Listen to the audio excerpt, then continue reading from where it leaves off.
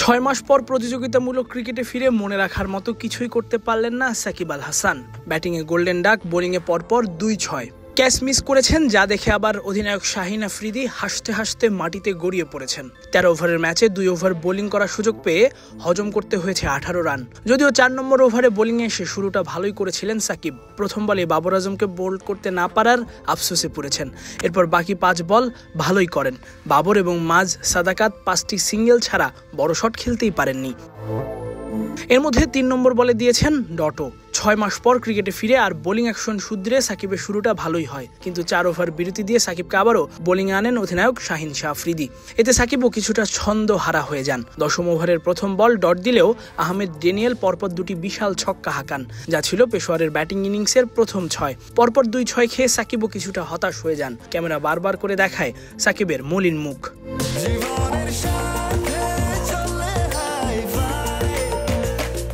স্বাস্থ্যকর all time honeycomb, সব সময় অল টাইম হেলদি লাইফ।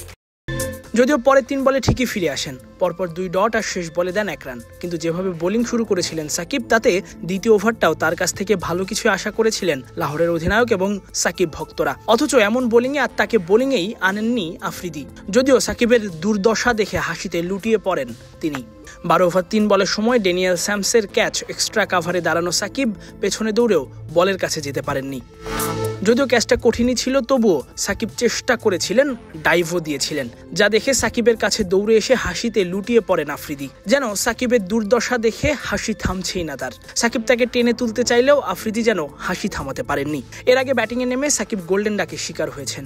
যে ড্যানিয়েলের কাছে ৬ হজম করেছেন, তার বলেই চিকি শট খেলতে গিয়ে বোল্ড আউট হয়েছেন বলের লাইন মিস করায়। প্রত্যাবর্তনের ম্যাচে ব্যাট হাতে রান করতে না পারায় নিজের ওপর কিছুটা ক্ষিপ্তও ছিলেন সাকিব। বোল্ড হওয়ার সাথে সাথে ব্যাট দিয়ে স্ট্যাম্পে আঘাত করতে ধরেন, যদিও শেষ পর্যন্ত নিজেকে সংযত করে মাথা নিচু করে মাঠ ছাড়েন। সাকিব খারাপ খেললেও পেশোয়ারকে হারিয়ে প্লে অফে কোয়ালিফাই করেছে লাহোর। যদিও তাদের খেলতে হবে এলিমিনেটর ম্যাচ, সেখানে জিতলে খেলবে কোয়ালিফায়ারও। তাতে আরও একটি ম্যাচ খেলার সুযোগ বাড়ল সাকিবের। তাসফিক পলক, ক্রিক ফ্রেন্জি।